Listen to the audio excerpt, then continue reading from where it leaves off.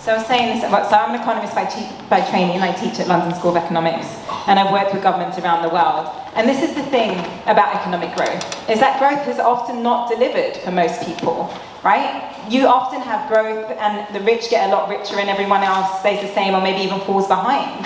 So what kind of growth do we want to have? And this is where you need that big green investment program. You need to make sure you're putting the money in education. You need the big public infrastructure projects. And this is where the Labour manifesto is just, in terms of the money, it's just not enough. So, you know, for me, how am I going to generate it? I'm going to be there, I'm going to be a voice, talking about the sorts of things that we should be doing, the ways in which money actually works, the fact that we could get an extra 23 billion out of the Bank of England because of the way interest rates work. You know, there's all these extra places we can find money to invest and increase productivity and grow our economy.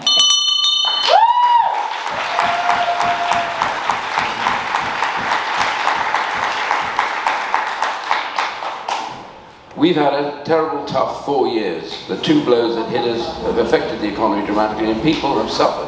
No question at all about it. But what we need to do if we want to get growth is we've got to try and no longer tighten the economy. The Bank of England has to bring interest rates down, but the government also has to start relieving that tax pressure on individuals. It's through that that you ultimately get growth. You get more revenues that you can spend your money in and invest in. So growth is critical, but it doesn't come if you keep the burden on individuals high. Tax is high because of what has happened in the last 3 to 4 years, but we can bring it down. And what should unite us is a desire to take the burden off those who can least afford it and to give them more of their own money to spend and invest as they wish to see it. That is the ultimate route to growth. Tax is also high because of Liz Truss.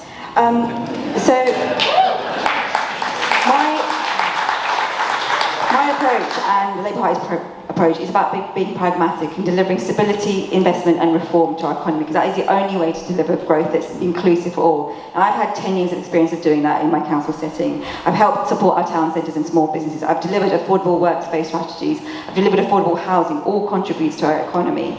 And actually you can do this with the state in partnership. Unfortunately, the hollowing out of services has meant the state cannot do this on its own. We haven't got the expertise, we haven't got the time to do this on our own. There are companies outside ready to partner with the state to deliver the green industry that we need. We're ready for us to look for investment to create the jobs and the skills of the next 50 years. We cannot be thinking about how we do things the last 50 years. It's about working in partnership with those who can and will with the state.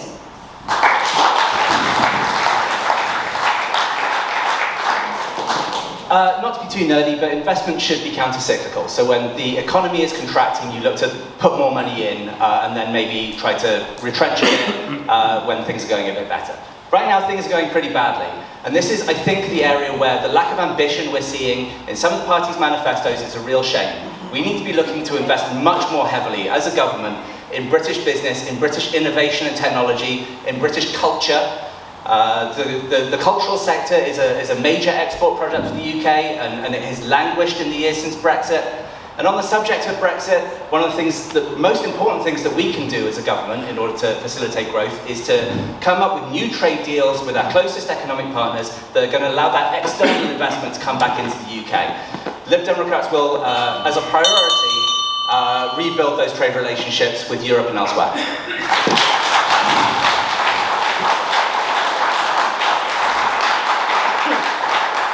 Right, reform will make the Bank of England stop paying interest on commercial banks and the Curie Reserve. That's 30 billion a year.